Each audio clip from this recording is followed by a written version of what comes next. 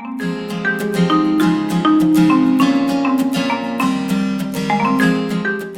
विद्यार्थी मित्रांनो, मी ओमकार वाघ तुम्हा सर्वांचं पुन्हा एकदा मनापासून स्वागत करतो आपल्या यूट्यूब चॅनलवरती, ज्याचं नाव आहे ऑटोग्राफ. तर मित्रांनो, जसं की तुम्हाला माहितीच असेल की सध्या आपण इयत्ता 10वीची इतिहास ही सिरीज चालू करतो आहे. म्हणजे ही सिरीज आपली चालू आहे सध्या. त्यात आपण इयत्ता 10वीच्या इतिहास या विषयाचा दुसरा धडा बघत होतो, इतिहास लेखन भारतीय परंपरा.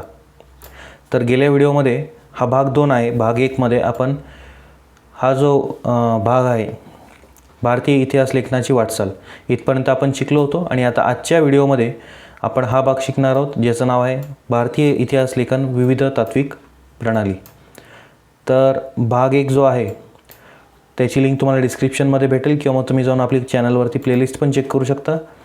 परंतु मी तुम्हाला रेकमेंड करेल की आधी तुम्ही भाग 1 बघावा आणि त्यानंतरच भाग 2 बघावा.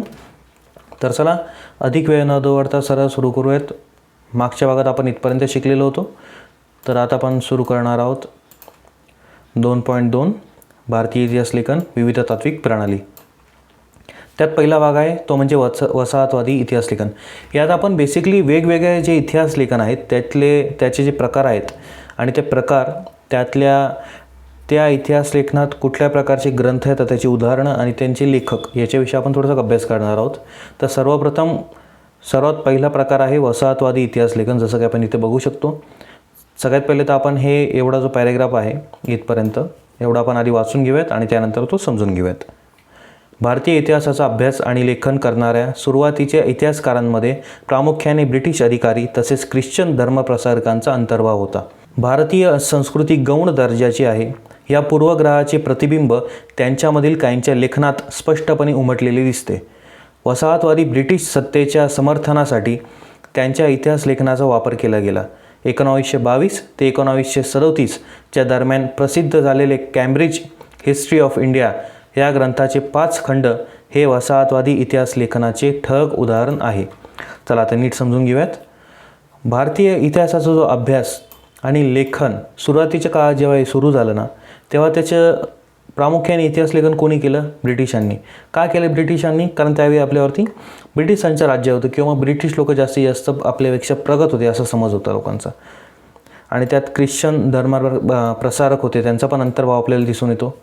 त्यानंतर भारतीय संस्कृती किती गौण दर्जाची आहे हा त्यांचा एक पूर्वग्रह होता. म्हणजे त्यांनी त्यांचं मत हे धरूनच घेतलं होतं की भारतीय संस्कृती ही गौण दर्जाची आहे.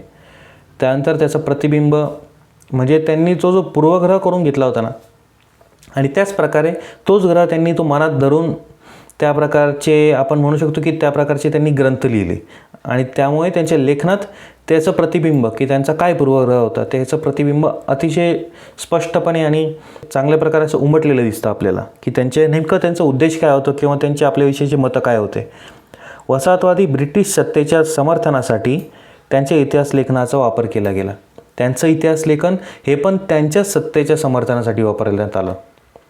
आणि 1922 ते 1937 या काळात कॅम्ब्रिज हिस्ट्री ऑफ इंडिया हा एक ग्रंथ प्रसिद्ध झाला. आणि या ग्रंथाचे एकूण 5 खंड हे प्रसिद्ध झाले आणि ते वसाहतवादी इतिहास लेखनाचं एक उदाहरण मानलं जातं. हे आपल्याला लक्षात ठेवायचं आहे. कोणता ग्रंथ होता? Cambridge history of India. Cambridge history of India हा ग्रंथ होता. हा ग्रंथ कधी प्रसिद्ध झाला? 1922 ते 1937च्या दरम्यान. आणि याचे किती खंड प्रसिद्ध झाले? 5 खंड याचे प्रसिद्ध झाले. आणि हे काय आहे? तर वसाहतवादी इतिहास लेखनाचे एक ठळक उदाहरण आहे. लक्षात ठेवायचे आहे. पुढचा इतिहास लेखनाचा भाग आहे किंवा प्रकार आहे प्राच्यवादी इतिहास लेखन. पुन्हा एकदा नीट वाचून घेऊयात आणि मग समजून घेऊयात. युरोपमधील अभ्यासकांमध्ये पूर्वेकडील संस्कृती आणि देश यांच्याबद्दल कुतूहल जागृत झालेले होते. त्याबद्दल आदर कौतुक असलेले काही अभ्यासक त्यांच्यामध्ये होते. त्यांना प्राच्यवादी म्हटले जाते. प्राच्यवादी कोणाला म्हटले जाते?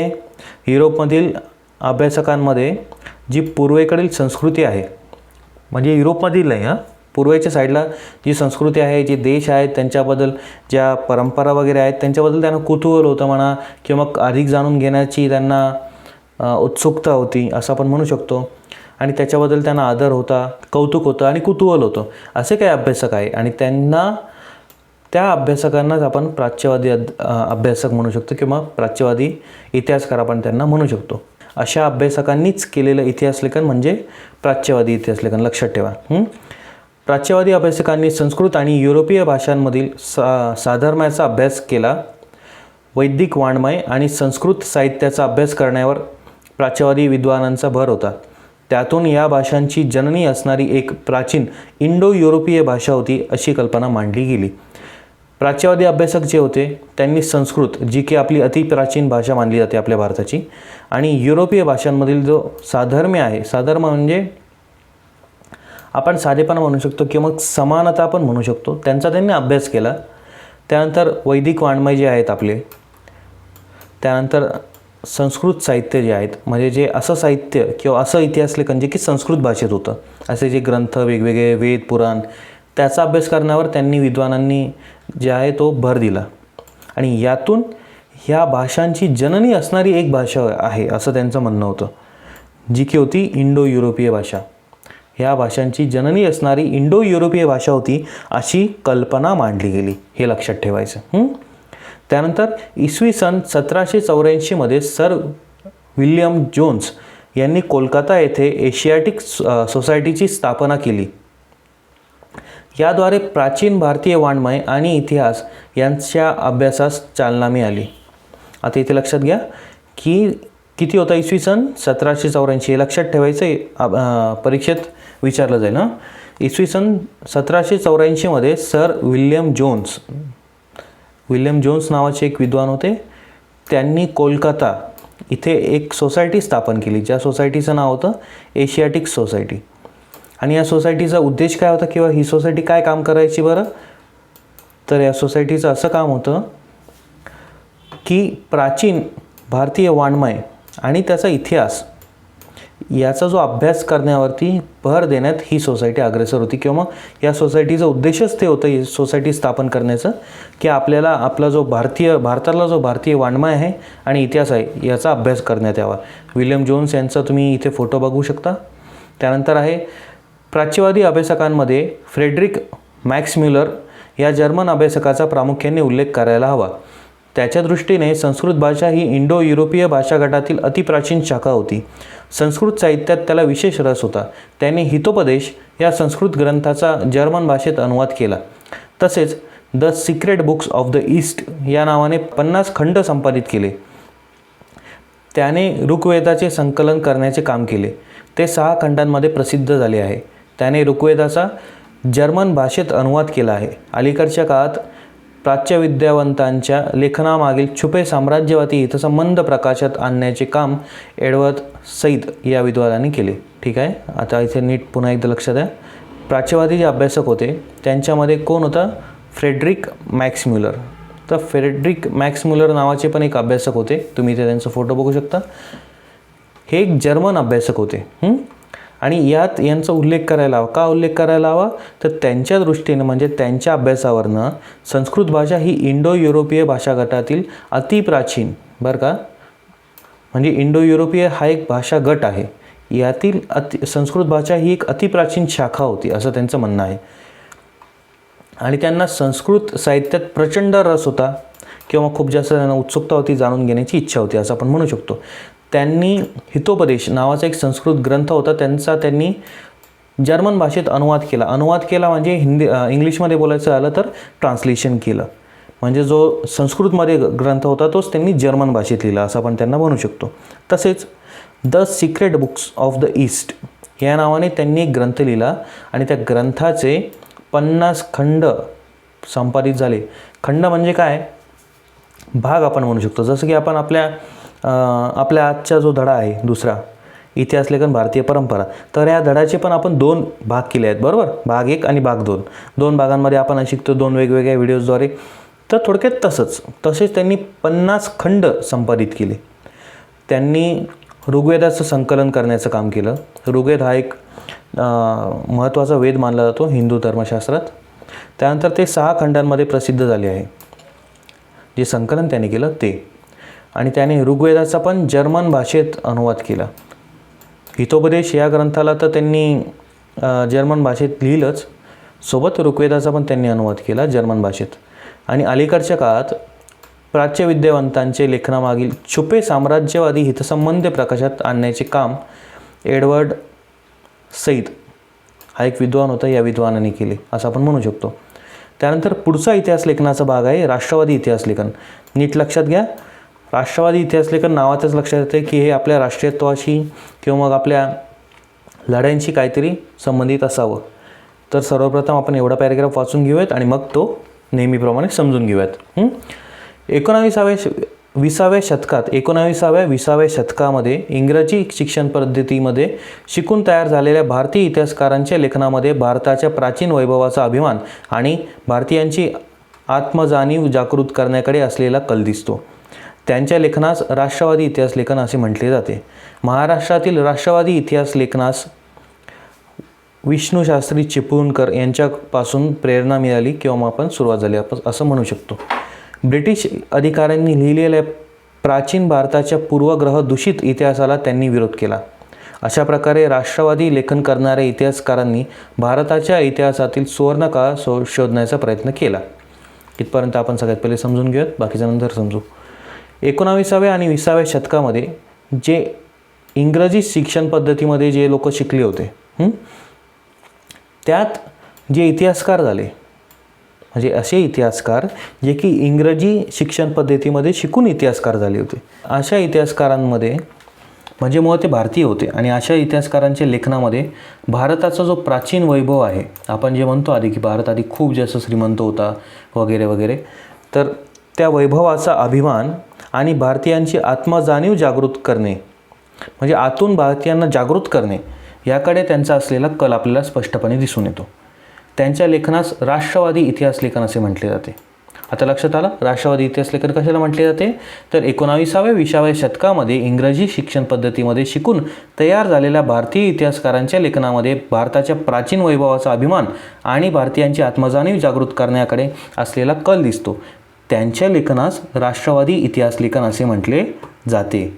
महाराष्ट्रातील राष्ट्रवादी इतिहास जो आहे त्याला विष्णूशास्त्री चिपळूणकर यांच्यापासून सुरुवात झाली म्हणा किंवा प्रेरणा मिळाली म्हणा. म्हणजे यांनी खरं तर असं इतिहास लेखन करायला सुरुवात केली की ज्याच्यापासून लोक प्रेरित झाले, लोकांनी पण त्याविषयी कल देण्याचा प्रयत्न केला असं आपण म्हणू शकतो.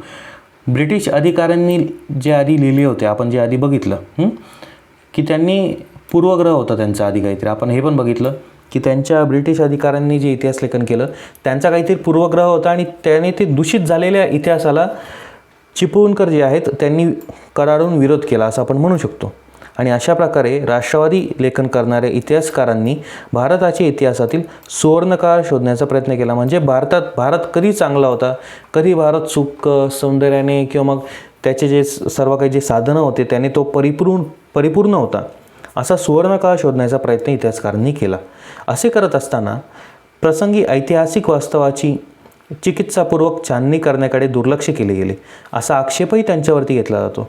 महादेव गोविंद रानडे, रामकृष्ण गोपाळ भंडारकर, विनायक दामोदर सावरकर, राजेंद्रलाल मिश्र, रमेशचंद्र मुजुमदार, काशीप्रसाद जयस्वाल, राधा कुमुद मुखर्जी, भगवानलाल इंद्रजी, वासुदेव विष्णू मिराशी, अनंत सदाशिव आतेकर ही काही राष्ट्रवादी इतिहासकारांची नावे उदाहरण दाखल देता येतील. ठीक आहे.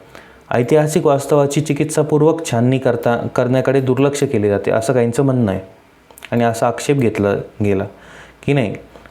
त्या इतिहासकारांनी काय केलं, सर्वप्रथम म्हणजे भारताचा सुवर्णकाळ शोधण्याचा प्रयत्न केला आणि त्यामुळे काही लोकांनी असं म्हटलं की त्याची नीट तुम्ही पडताळणी नाही केलेली किंवा ते काही अंशी खोटं पण असू शकतं, असं कुठंतरी त्यांच्यावरती आक्षेपही त्यांच्यावरती घेतला जातो त्या इतिहासकारांवरती असं म्हणण्यात येतं. तर आता हे राष्ट्रवादी इतिहासकारांची नावे उदाहरणादाखल देता येतील. म्हणजे हे थोडक्यात उदाहरणं आहेत की कोणते कोणते राष्ट्रवादी इतिहास लेखक होऊन गेले आपल्या इथे. तर आपण समजून घेऊयात. पहिले आहेत महादेव गोविंद रानडे, रामकृष्ण गोपाळ भंडारकर, विनायक दामोदर सावरकर म्हणजे आपले स्वातंत्र्यवीर सावरकर आपण ज्यांना म्हणतो. त्यानंतर राजेंद्रलाल मिश्र, रमेशचंद्र मुजुमदार, काशीप्रसाद जयस्वाल, राधा कुमुद मुखर्जी, भगवानलाल इंद्रजी, वासुदेव विष्णू मिराशी, अनंत सदाशिव आतेकर असे काही लोक आहेत. त्यांचं आपण उदाहरण दाखल देऊ शकतो. त्यानंतर माहीत आहे का तुम्हाला, आपण वाचून घेऊयात. The rise of the Maratha power या ग्रंथात न्यायमूर्ती महादेव गोविंद रानडे यांनी मराठा सत्तेच्या उदयाची पार्श्वभूमी विस्ताराने मांडली. मराठी सत्तेचा उदय म्हणजे अचानक पेटलेला वणवा नसून त्याची सामाजिक, सांस्कृतिक व धार्मिक क्षेत्रांतील तयारी बराच काळ महाराष्ट्रात चालू होती हे त्यांनी प्रतिपादले. याचा अर्थ काय? यांनी एक ग्रंथ लिहिला असं आपण म्हणू शकतो. न्यायमूर्ती महादेव गोविंद रानडे यांनी एक ग्रंथ लिहिला. त्या ग्रंथाचं नाव होतं the rise of the Maratha power. म्हणजे नावातच आपल्या लक्षात येतं की मराठाची जी ताकद आहे, मराठा साम्राज्य आहे, ते राईज कसं झालं, ते उदयास कसं आलं, याविषयी त्याच्यात लिहिलेलं असावं.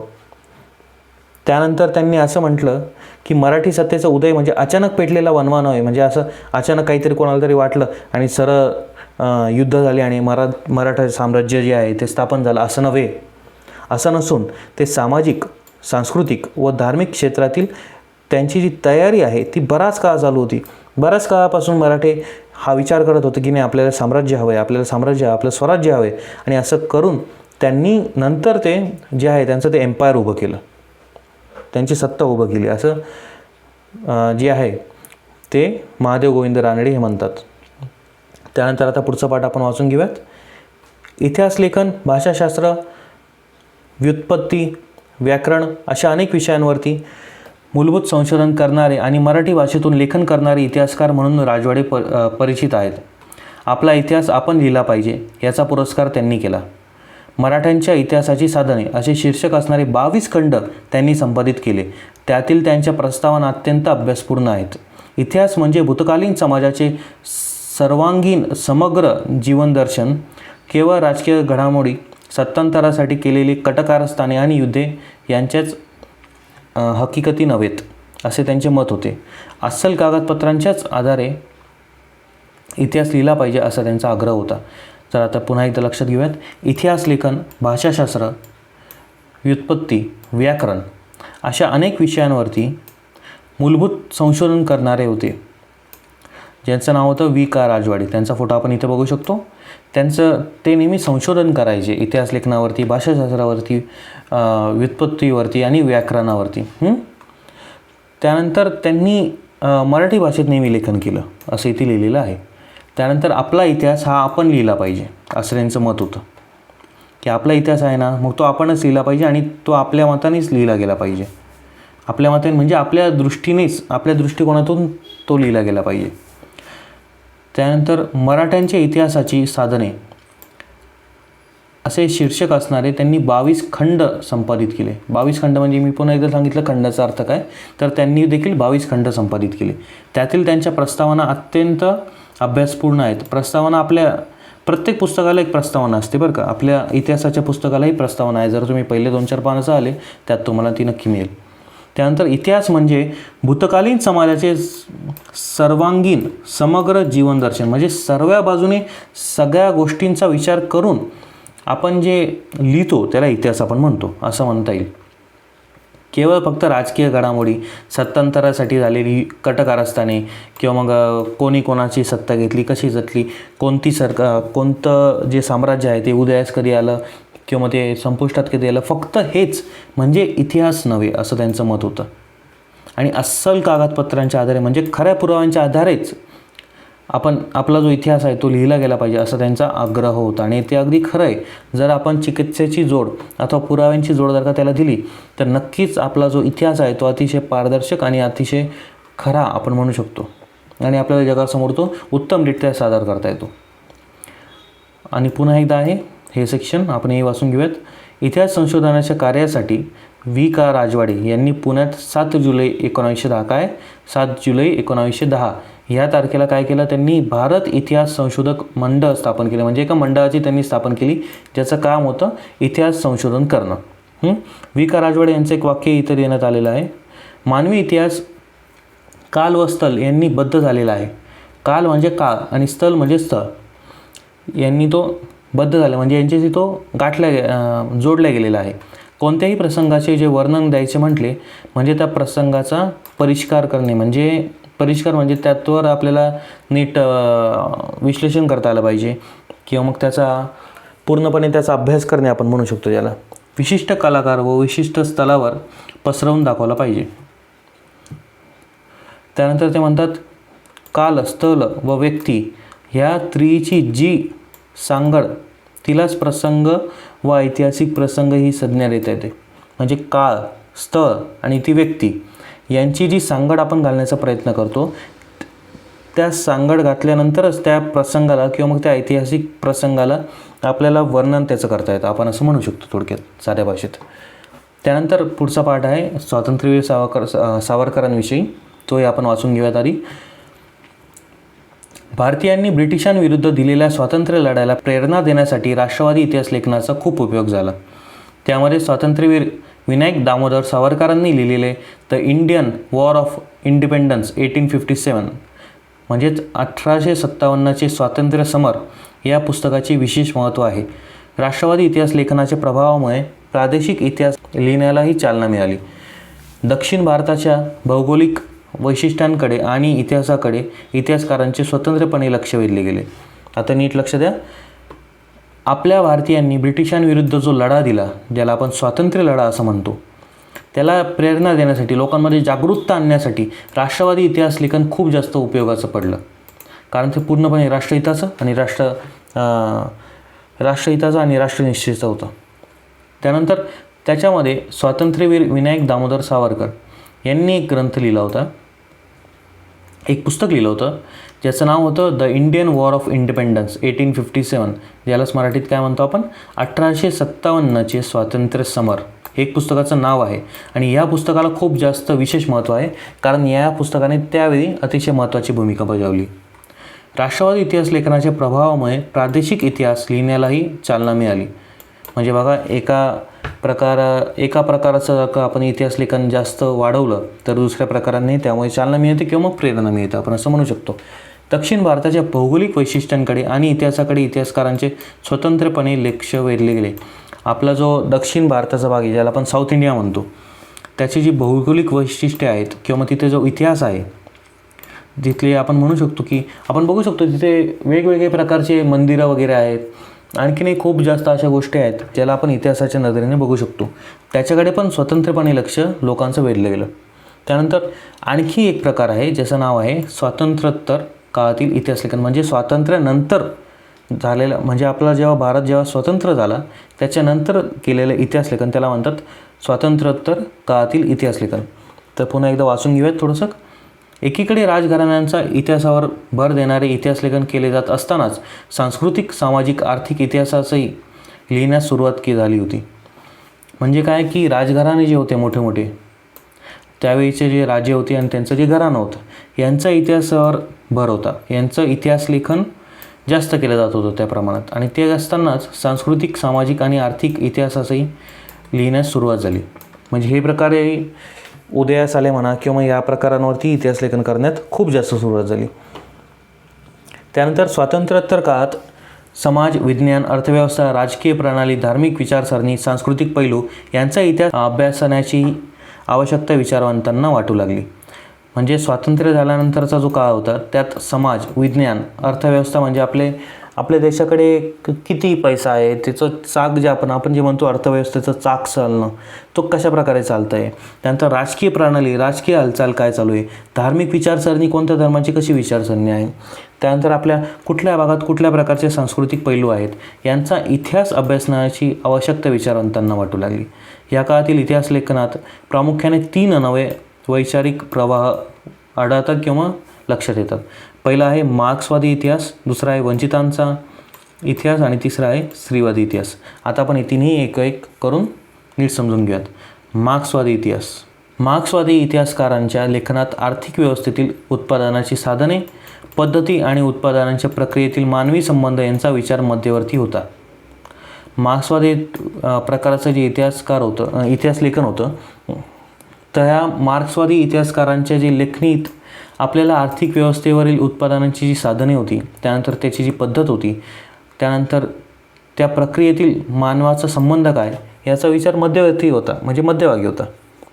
प्रत्येक सामाजिक घटनेचा सर्वसामान्य लोकांवरती काय परिणाम होतो याचे विश्लेषण करणे हे मार्क्सवादी इतिहास लेखनाचे महत्त्वाचे सूत्र होते.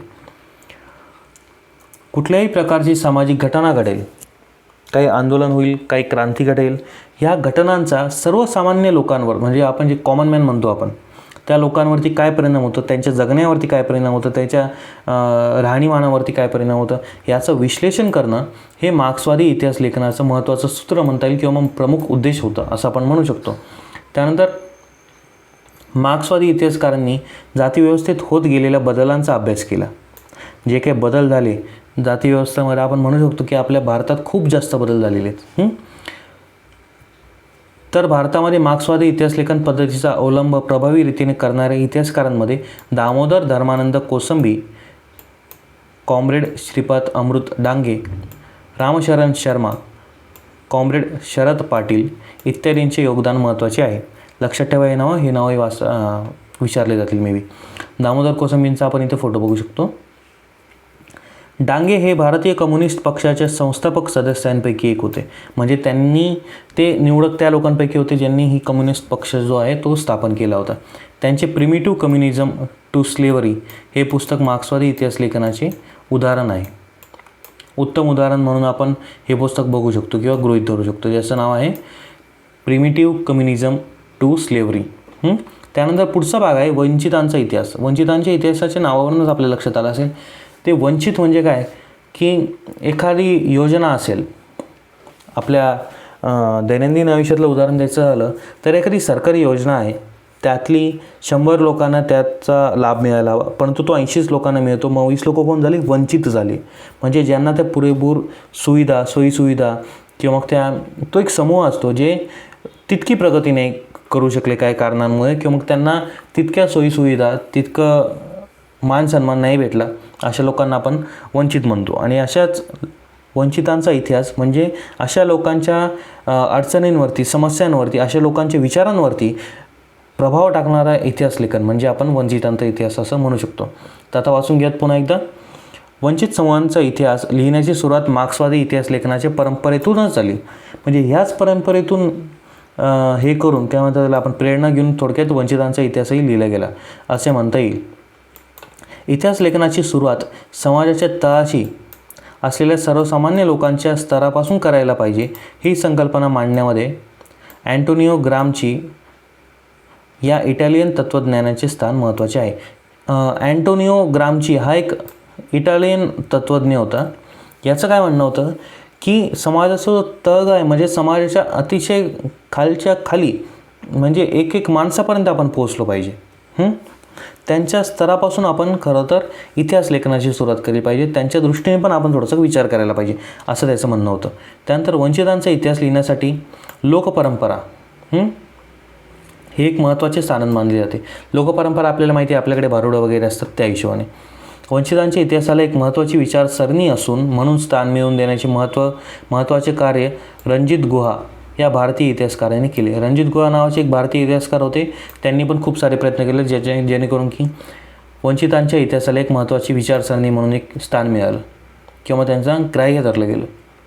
परंतु त्यापूर्वीच भारतामध्ये वंचितांच्या इतिहासाचा विचार महात्मा ज्योतिराव फुले, ज्यांना आपण महात्मा फुले असं म्हणतो, आणि डॉक्टर बाबासाहेब आंबेडकर यांच्या लेखनातून मांडलेला दिसतो. हे दोन असे उदाहरण आहेत ज्यांनी खरोखर इतिहास लेखन म्हणा किंवा लेखन वाचन खूप प्रचंड प्रमाणात केलं आहे. महात्मा ज्योतिराव फुलेंचंही आपल्याला योगदान माहिती सामाजिक किती आहे किती नाही. त्यानंतर महात्मा फुले यांनी गुलामगिरी हे त्यांचं पुस्तक होतं. या पुस्तकात त्यांनी शूद्रांचा इतिहास नव्याने उलगडून दाखवला. म्हणजे शूद्र आणि त्यांच्याही पेक्षा जास्त शूद्र अशा लोकांचा इतिहास त्यांनी नव्याने उघडून दाखवला. त्यानंतर धर्माच्या नावाखाली स्त्रिया, शूद्र व अतिशूद्र ह्या लोकांचं शोषण कसं होतं, यांच्यावरती अन्याय कसा होतो यावरती त्यांनी थोडक्यात लक्ष दिलं किंवा मग त्यांनी लोकांचं लक्ष वेधलं त्या पुस्तकामध्ये. त्यानंतर भारताच्या सांस्कृतिक आणि राजकीय घडणीत दलित वर्गाचा मोठा वाटा आहे आणि भारताच्या वसाहतवादी आणि राष्ट्रवादी इतिहास लेखनात त्याकडे दुर्लक्ष केलं गेलं दुर्दैवाने. परंतु डॉक्टर बाबासाहेब आंबेडकरांनी ही गोष्ट केंद्रस्थानी ठेवून सतत लेखन केलं. त्यांचे खूप सारे असे पुस्तक आहेत ज्यात त्यांनी याविषयी लिहिलेलं आहे. त्यांनी केलेल्या विपुल लेखनांपैकी हू आर द शूद्रास हे एक पुस्तक आहे, एक ग्रंथ आहे, आणि अजून एक आहे द अनटचेबल्स. आता या दोन ग्रंथांचं जर का विश्लेषण करायचं झालं ना तर हू आर द शूद्रास म्हणजे शूद्र नेमकं कोण मराठीत. आणि द अनटचेबल्स म्हणजे काय होतं, आधीच्या काळांमध्ये ना जे दलित लोक होते, जे शूद्र लोक होते, त्यांना शिवणं पण पाप मानलं जायचं त्यावेळी आणि अतिशय चुकीची विचारसरणी होती. आणि त्यावरतीच प्रकाश टाकण्याचा जो प्रयत्न होता तो डॉक्टर बाबासाहेब आंबेडकरांनी लिहिला होता. आणि तोच हेतू म्हणजे जेणेकरून की ही जी समाजांमधली किंवा ही जाती व्यवस्थेमधली ही जी जातींमधली जी दरी आहे ती दरी मिटवण्यासाठी त्यांनी सतत लेखन केलं असं आपण त्यांना म्हणू शकतो. त्यानंतर डॉक्टर बाबासाहेब आंबेडकरांचे आपण इथे फोटो बघू शकतो. आणि त्यांचे हेच 2 ग्रंथ हे आपण वंचितांच्या इतिहासाचे अतिशय उत्तम असं उदाहरण म्हणून सांगता येईल, ज्यात त्यांनी त्या वंचितांच्या व्यथा किंवा मग त्यांच्यावरती झालेला अन्याय त्यांनी त्यावरती तिथे प्रकाश टाकलेला आहे. त्यानंतर पुढचा भाग आहे स्त्रीवादी इतिहास लेखन. हाही एक प्रकारच आहे. भारतीय इतिहास लेखनाच्या क्षेत्रात सुरुवातीस प्रामुख्याने पुरुष अभ्यासक कार्यरत असल्यामुळे भारतीय इतिहासातील स्त्रियांचे स्थान आणि त्यांची कामगिरी हा विषय तुलनेने दुर्लक्षित होता. काय होतं आधी की भारताचं जो इतिहास लेखन केलं ना, आता आपण हे बघा, आता आपण इथे एवढे फोटोज बघितले वरती, पण एवढे इतिहासकार बघितले, परंतु त्यात स्त्री इतिहासकार एकही नाही. त्यामुळे आधीच्या सुरुवातीचा जो इतिहास लेखन होतं ना, त्यात प्रामुख्याने पुरुष अभ्यासक जास्त होते आणि त्यामुळे काय झालं, स्त्रियांचं स्थान थोडंसं दुर्लक्षित राहिलं गेलं असं आपण म्हणू शकतो. त्यावरती अधिक प्रकाश टाकणे हे गरजेचं होतं आणि तेच स्त्रीवादी इतिहासकांपुढे आव्हान होतं. सगळ्यात पहिलं आव्हान काय की बाबा स्त्रियांनाही इतिहास लेखन करायला मिळायला पाहिजे किंवा मग त्यांच्याकडे थोडंसं लक्ष दिलं गेलं पाहिजे असं या इतिहास लेखनावरती त्यांचा असा एक उद्देश होता असं आपण म्हणू शकतो. त्यानंतर तसेच स्त्रियांनी निर्मितीला साहित्यांचे संशोधन आणि संकलन करणेही आवश्यक होते. म्हणजे अशा स्त्रिया ज्यांनी काहीतरी लिहिलेलं आहे, ज्यांनी काहीतरी साहित्य रचले, ज्यांनी काहीतरी कविता रचलेलं आहे, ज्यांनी काही इतिहास लेखन केलेलं आहे, अशा स्त्रियांचं जे संशोधन करायला हवं, त्या गोष्टींचं त्या साहित्याचं संकलन करायला हवं, ते कलेक्ट करायला हवे, त्याचा संग्रह करायला हवा, हेही आवश्यक होते. आणि इतिहासातील स्त्रियांच्या स्थानाचा विचार नव्याने होणे पण आवश्यक होते. त्यानंतर 19व्या शतकात स्त्रियांविषयी लेखन करण्याच्या लेखिकांमध्ये ताराबाई शिंदे यांचे नाव अग्रणी आहे. म्हणजे ताराबाई शिंदे यांनी स्त्रियांविषयी थोडक्यात जास्तीत जास्त लेखन करण्याचा प्रयत्न केला. त्यांनी पुरुषप्रधान व्यवस्था आणि जाती व्यवस्था यांना विरोध करणारे लेखन केले.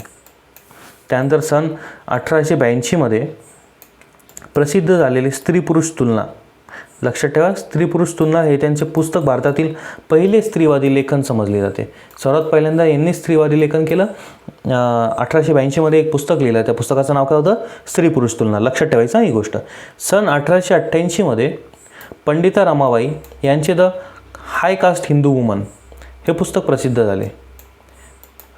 त्यानंतर स्वातंत्र्योत्तर काळात झालेले लेखन स्त्रियांना घरी आणि कामाच्या ठिकाणी मिळणारी वागणूक, त्यांचा राजकीय समानतेचा हक्क यांसारख्या विषयांवरती केंद्रित झालेली दिसते. म्हणजे स्त्रियांचं कामाच्या ठिकाणी त्यांना कशी वागणूक मिळते किंवा मग त्यांचा राजकीय सत्तेतील हक्क काय आहे, त्यांना मतदानाचा हक्क आहे का, कशा प्रकारे आहे, या विषयांवरती जास्तीत जास्त फोकस करून किंवा जास्तीत जास्त लक्ष केंद्रित करून इतिहास लेखन केलं गेलं. अलीकडच्या काळात प्रसिद्ध झालेल्या स्त्रीवादी लेखनात मीरा कोसंबी नावाचे इतिहासकार आहेत. त्यांचं एक crossing thresholds feminist essays in social history या पुस्तकाचा उल्लेख करता येईल. हे एक पुस्तक आहे जे अलीकडच्याच काळात लिहून गेलेलं आहे. त्यानंतर त्यात महाराष्ट्रातील पंडिता रमाबाई, भारतातील पहिल्या कार्यरत स्त्री डॉक्टर कोण होत्या, रखमाबाई यांसारख्या स्त्रियांच्या जीवनावरील निबंध आहेत. महाराष्ट्रामध्ये दलित स्त्रियांच्या दृष्टिकोनातून सामाजिक वर्ग, जात इत्यादी बाबींच्या संदर्भात लेखन केले गेले. म्हणजे महाराष्ट्रात पण काही दलित होते, दलित लेखन आपण बघितलं, पण त्यातही दलित स्त्रिया ज्या होत्या त्यांच्या दृष्टिकोनातून काही इतिहास लेखन केलं गेलं.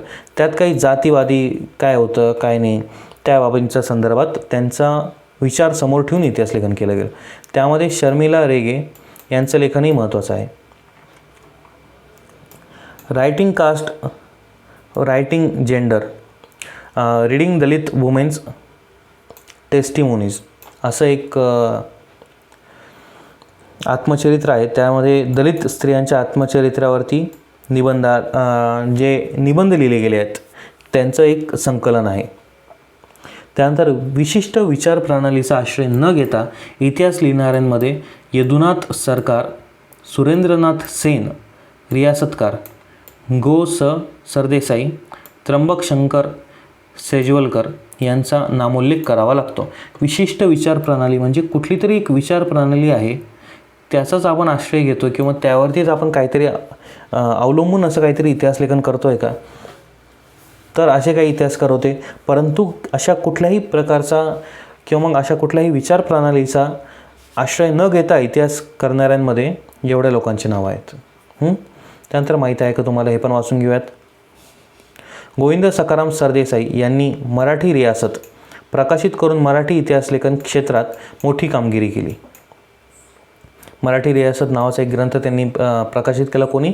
गोविंद सखाराम सरदेसाई यांनी. लक्षात ठेवा नाव.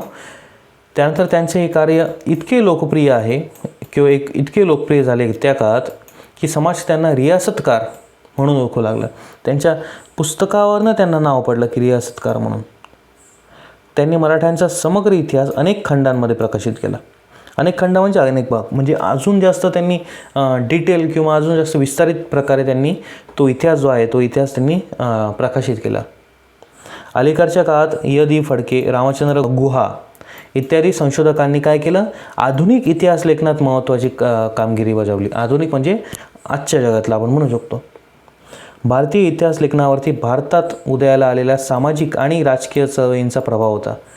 ज्या काही सामाजिक राजकीय चळवळी झाल्या, मग त्यात स्वातंत्र्य लढा असेल, त्यानंतर बऱ्याचशा आपल्याकडे आंदोलनं. आपला एक देश जो आहे तो आपला देश एक लोकसत्ता आहे किंवा मग एक लोकशाही आहे आपल्याकडे. तर आंदोलनं, वेगवेगळ्या चळवळी ह्या भारताच्या इतिहासात नेहमी होत आलेल्या आहे. त्यामुळे त्याचाही प्रभाव होता. त्यांच्याबरोबरीनेच भारतीय इतिहास लेखनाची परंपरा स्वतंत्रपणे आणि समृद्धरित्या विकसित होत गेलेली आपल्याला यावरून दिसून येते. तर मित्रांनो, इथे आपला हा जो धडा आहे, धडा दुसरा, ज्याचं नाव आहे इतिहास लेखन भारतीय परंपरा, हा इथे पूर्ण झालेला आहे. आणि आता आपण जो आहे तो पटकन स्वाध्याय लिहून स्वाध्यायाचं थोडंसं आयडिया घेऊयात. ठीक आहे. तर प्रश्न 1 तुम्ही हा सोडवणं अपेक्षित आहे. तुम्हाला थोडीशी मदत करण्याचं काम माझं आहे, ते मी करतो आहे.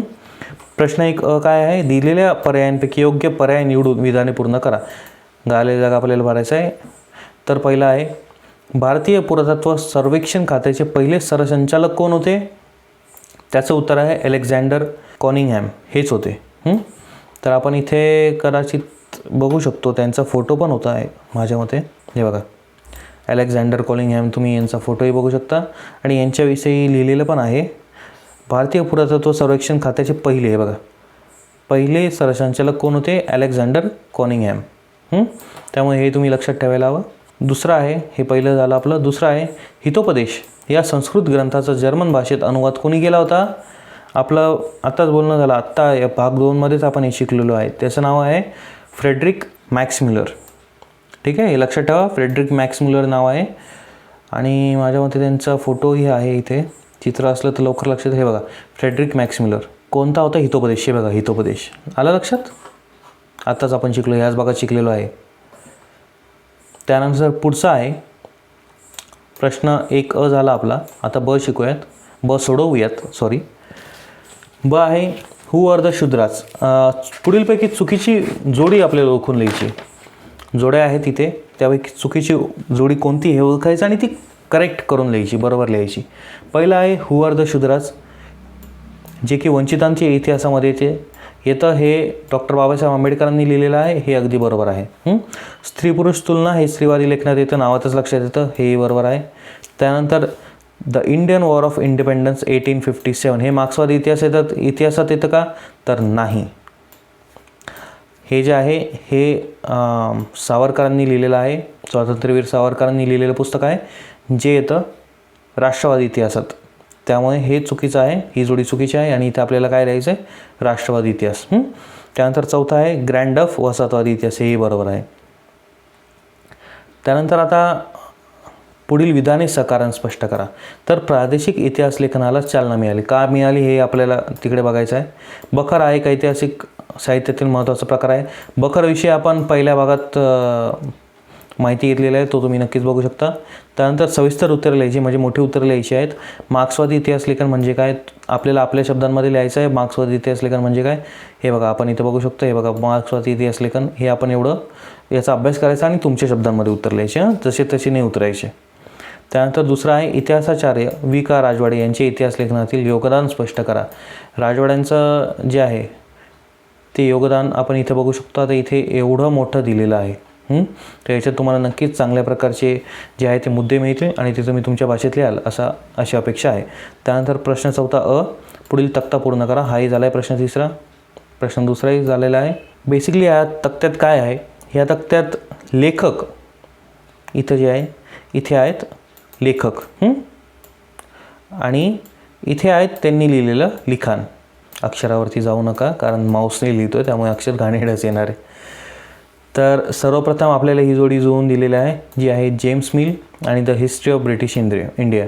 दुसरा आहे जेम्स ग्रँड डफ. तर त्यांनी काय लिहिले, a history of the Marathas. A history of the Marathas. नीट लक्षात घ्या, ऐका आणि लिहून काढा. ओके. जेम्स ग्रँड डफ यांनी काय लिहिलं आहे, the history of the Marathas. तिसरा आहे द हिस्ट्री ऑफ इंडिया. कोणी लिहिलं आहे बरं? दुसरं हे लिहिलेलं आहे माउंट स्टुअर्ट एल्फिन्स्टनने. माउंट स्टुअर्ट एल्फिन्स्टन हे तुम्ही लिहून काढा. श्री अ डांगे यांनी काय लिहिलेलं आहे, यांनी लिहिलेलं आहे प्रिमिटिव्ह कम्युनिझम टू स्लेव्हरी. आणि हू आर द शूद्रास हे कोणी लिहिलेलं आहे, डॉक्टर बाबासाहेब आंबेडकरांनी. लक्षात ठेवा. तर हे तुम्ही लिहा. त्यानंतर आपल्याला हे संकल्पचित्र पूर्ण करायचं आहे.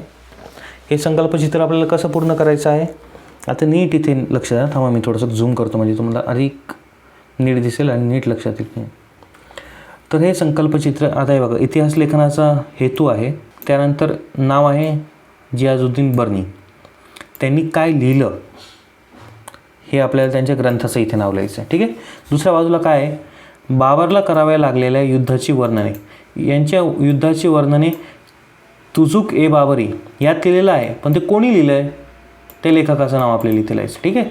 त्यानंतर इथे काय आहे, काश्मीरचा इतिहास. काश्मीरचा इतिहास कोणी लिहिला, कल्याणने लिहिला. कल्याणने कोणत्या पुस्तकात किंवा कोणत्या ग्रंथात लिहिला हे इथे लिहायचं आहे. दुसरा आहे आणि आता शेवटचा आहे छत्रपती शिवाजी महाराजांच्या कारकिर्दीची माहिती. ही कोणत्या ग्रंथात किंवा पुस्तकात आहे किंवा ग्रंथात आहे, सभासद बकर. परंतु ही सभासद बकर कोणी लिहिली हे आपल्याला इथे माहिती करायचं आहे. ठीक आहे. त्यानंतर पुढील संकल्पना स्पष्ट करा. प्राच्यवादी इतिहास लेखन आपण बघितलं आहे, राष्ट्रवादी इतिहास लेखन आजच्याच भागात बघितलं आहे, वंचितांचा इतिहासही आजच्याच भागात बघितलेला आहे. या तिन्ही गोष्टी आपण आजच्याच भागात बघितल्या आहे. एकदा वाचून घ्यायच्या आणि त्यातली संकल्पना तुमच्या शब्दांमध्ये तुम्हाला स्पष्ट करायची आहे. ठीक आहे. उपक्रम काय आहे, उपक्रम अतिशय सोपा आहे आणि उपक्रम करायचा मित्रांनो. उपक्रम केला म्हणजे कसं, चांगल्या प्रकारे थोडीशी अवांतर वाचन भेटतं आपल्याला, अवांतर माहिती भेटते. पाठात उल्लेख केलेल्या विविध इतिहासकारांच्या कार्याची माहिती देणारे सचित्र हस्तलिखित आंतरजालाच्या साह्याने तयार करा. म्हणजे तुम्हाला काय करायचं आहे की जे कोणी इतिहासकार होते, ठीक आहे, त्यांचं गुगल करायचं, त्यांचं नाव, त्यांचं कार्य काय याच्याविषयी थोडीशी माहिती करायची आणि स्वतःच्या हाताने त्याचं एक सचित्र म्हणजे त्यांचा फोटो आणि त्याच्याविषयी थोडीशी माहिती. समजा आता आपण इथे घेऊयात, हे एक पान आहे असं समजा, थोडंसं इमॅजिन करा की एक पान आहे. तर तुम्ही इथे कसं बनवाल, इथे त्यांचा फोटो घ्याल जे कोणी इतिहासकार आहेत आणि इथे त्यांच्याविषयी माहिती लिहाल. ठीक आहे. परत एक इतिहासकार झाले, एक लाईन मारायची, दुसरे इतिहासकार असं लिहायचं, इथे फोटो येईल आणि इथे त्यांच्याविषयी थोडीशी माहिती. असं तुम्हाला एक सचित्र तयार करायचं आहे. ठीक आहे. तर आता यासोबत हा जो धडा आहे, धडा नंबर 2, हा QR कोडही तुम्ही स्कॅन करू शकता, तुम्हाला इथे काही मटेरियल मिळून जाईल. तर हा धडा नंबर 2 जो आहे, इतिहास लेखन भारतीय परंपरा, तो इथे या ठिकाणी संपलेला आहे. आपण इथे स्वाध्याय कव्हर केलेला आहे. पुढचा धडा आपण शिकणार आहोत, धडा 3, ज्याचं नाव आहे उपयोजित इतिहास. उपयोजित इतिहास हा थोडासा मला मोठा धडा वाटतो कारण तुम्ही इथे बघू शकता टॉपिक्स खूप मोठे दिसत आहेत, जास्त दिसत आहेत. पण ठीक आहे, आपण त्याचे भाग करूनच शिकवू जेणेकरून की तुम्हाला एकाच व्हिडिओ जास्त लेंदी नाही होणार, जास्त मोठी नाही होणार आणि तुम्ही त्यात बोर नाही होणार. त्यामुळे तुम्हाला जर काही व्हिडिओ नक्की आवडली तर तुम्ही ही व्हिडिओ नक्की लाईक करा, शेअर करा आणि यावरती तुमचे ज्या अडचणी असतील किंवा आम्हाला काही सजेशन्स असतील त्याही तुम्ही अतिशय मोकळे मनाने तुम्ही इथे कमेंट करू शकता.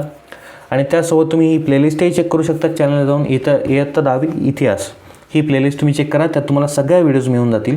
डिस्क्रिप्शन बॉक्समध्ये हवं तर मागच्या आणि पुढच्या व्हिडिओची तुम्हाला लिंक भेटेल. परंतु तुम्हाला जर का सर्व व्हिडिओज हवे असतील तर प्लेलिस्टमध्ये आपण अतिशय उत्तम प्रकारे टाकलेलं आहे. तर आता आपण भेटूयात पुढच्या व्हिडिओमध्ये धडा 3 उपयोजित इतिहास घेऊन. तोपर्यंत धन्यवाद.